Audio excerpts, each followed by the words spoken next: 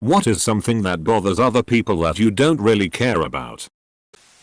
This is not something a lot of people here will probably relate to. But I don't mind people who try to learn Japanese because they are weebs. Those people might be annoying sometimes.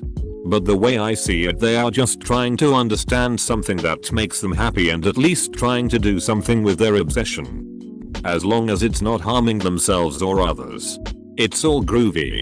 If only more people thought this way, it'd make the world a much more peaceful place. Great article by The Onion.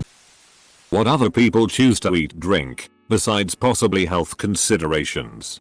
I have better things to do than shit on people for drinking cider, eating pineapple pizza, overcooked steak, veggie burgers, whatever. Go eat what you want. I'm not a fan of telling people what to do. Edit. I love cider. It's alcoholic and delicious. I do not love people who hate on people that love cider. Wait, do people shit on other people for drinking cider? It's alcoholic juice, what's not to like? When people put the toilet paper on the wrong way.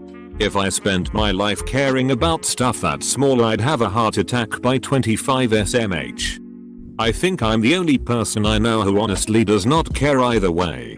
I understand if you have a cat toddler, but it has never in the slightest bothered me which way I have to roll the paper. I'm just glad there is paper. You're not alone. When asked, I can't even answer because I don't pay attention at lol. What other people think of me. I remember the day I stopped giving a duck. It was a cold April day on my 42nd birthday.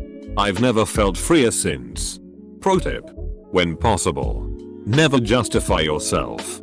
Your friends don't need it and your enemies won't believe it. So duck them all and just do you. And when you can't follow that maxim, such as in work scenarios, don't give them any more information than they need to know. In general, they don't really give a duck about you anyway. So don't waste your time appealing to their empathy. Just keep your own counsel. Someone not saying you're welcome after I say thank you. I just figure I'm the thankful one and it's weird to feel you owe me a response. I'm more caught off guard when people actually respond. Saying it was my pleasure irks me something fierce though. Get the cheek feeler shit out of here. It bothers me too because it sounds so unnatural. Someone not holding a door for me. We all have places to be. No big deal. I kind of agree. But I feel like if I'm within arm's reach of you, it doesn't hurt to hold it for an extra 0.5 second as you're walking through, or give it an extra little push to keep it open a wee bit longer to save me from having to catch it and reopen from halfway closed. Edit. Added words. That happened to me at work today. This lady turned around and looked right at me and then let the door close behind her. Airline travel. Objectively, it's awesome. Want to get 3,000 miles away? A 5-hour trip. It's like magic. The Wi-Fi on my plane didn't work. This is bullshit. What happened then? Did you fly through the air? Impossibly? Did you soar through the heavens and arrive somewhere thousands of miles away a few hours later? Also, airports are one of the few places where it's socially acceptable to drink any time of day. Leggings as pants. As a dude who wears spats to jiu-jitsu, why can't I wear them to work but the girls can? With the amount of squats and running I do, my wife is jealous of my ass. Be the change you want to see. Bring back tights. Men in tights. Seeking attention online. If someone posts 10 selfies a day or is vagabusting, I really don't care. I'll just scroll past and go on with my day. Driving in traffic. It gives me time to catch up on podcasts. I get it. But when it takes 45 minutes to get to work when it would take 15 minutes without traffic, it starts to kinda bug you. But that car on the other side of the divided highway is pulled over by the police. Doesn't matter, there are 4 lanes and a wall, we better all slow down. Silence. I am perfectly comfortable with being in someone's company and not having to fill in the silence with pointless small talk. When I'm driving with someone and, with little notice, I am instructed to make a quick exit turn. I miss the exit turn. And the person yells OMG. You missed IT. Now we have to U-turn. Blah blah. And I'm just sitting there, content with my decision to not risk our lives by cutting traffic, hitting someone or a road median etc. Getting somewhere 3 minutes faster by risking your life is not worth it. You should have me as a sidekick. Multiple times I've been commented on as being a very calm car driver and not getting upset when people miss their turn, and instead just quickly trying to figure out where to go next from here. I didn't even know you could do it differently. Just seemed like the most sensible thing to me. If someone gets upset that you missed a turn when you can just go one more block up and get where you're going safely, you need to drop that entitled piece of crap on the curb and keep going on your own. Curse words in almost any setting. Sometimes a curse word is the best word to use in a particular scenario. Agreed. My sister hates the word hate and tries to tell me off every time I say it, but often it's the perfect word to describe my dislike of something. Not to mention that she says hate all the time herself. My aunt used to tell me we don't hate. We strongly dislike. Be chained. Nobody got time for that. Using the one example of an online a-hole to make a mountain out of a molehill instead of ignoring and marginalizing that person, which is far more effective. User Listing Transactions has used the phrase make a mountain out of a molehill, a phrase which here means to make a big deal out of something small that needn't be worried about. I'm outraged and offended. Reddit reposts. Oh, heaven forbid someone else posts something for useless internet points. Most of the time repost gets commented I haven't seen it before, assuming other people haven't. And if it's funny cool, then I'm happy someone reposted. If not, I have a scroll wheel and functional middle finger for a reason or two. I agree. Especially on r/AskReddit. I don't care about the originality of the questions. I just want to read about the creepiest things that have happened to people for the 20th time. There are always new responses. What other people do with their money. What if they buy cordless alarm clocks and hide them all around your house? I would find this behavior alarming to say the least. Edit. Thanks for supporting Reddit and giving me gold. Kindest stranger of strangers. Imgur.com link. When someone has a different opinion and speaks on it. Cool. I'm interested to see what makes you think that way. If people can politely explain their opinions to me, I'm all for the discussion. I enjoy it. It's learning. I don't understand why anyone wouldn't want to learn more about other people and the world around them. We are all uniquely individual beings with unique experiences and perspectives and thoughts. And that's an amazing thing. I might not agree with the opinion, but I will try to be polite about it until the other person starts not being polite to me. The art of debate is dying. People are offended when you don't share their opinion.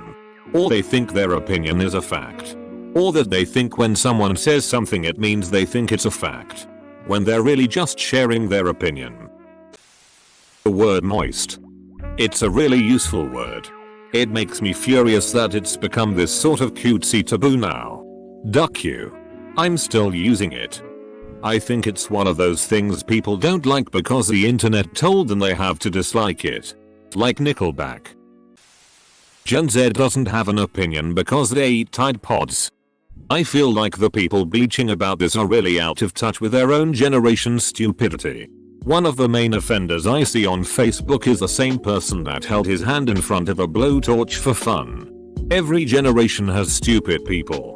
We're just so much into the digital age that whenever someone does something stupid, the whole world sees. Gen X here. Every few weeks I see one of my peers sharing something like my generation didn't need to be told don't try this at home cause we weren't stupid. When actually, the whole kids don't try this at home started in 1980 on the show That's Incredible because we were being stupid.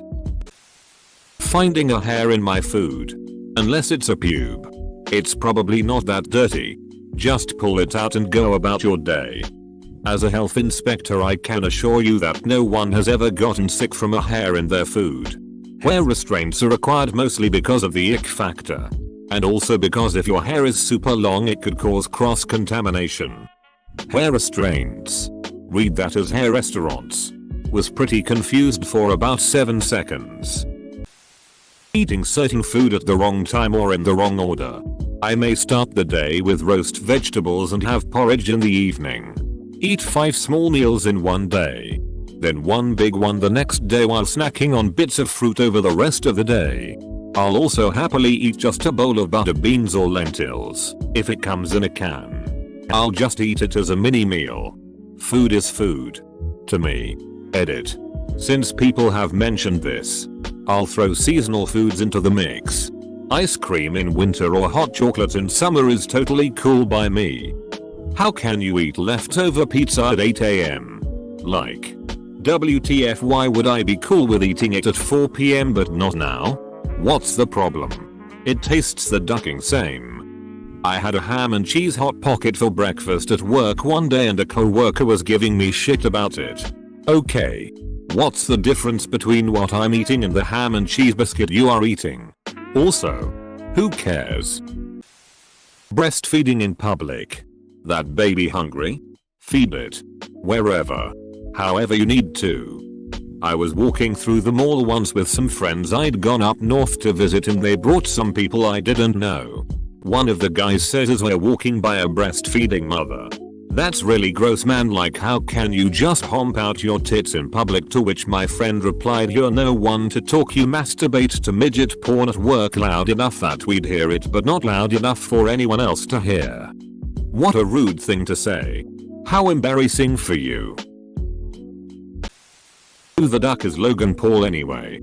I agree that it's better / easier to just to ignore celebrities instead of actively wasting energy hating them.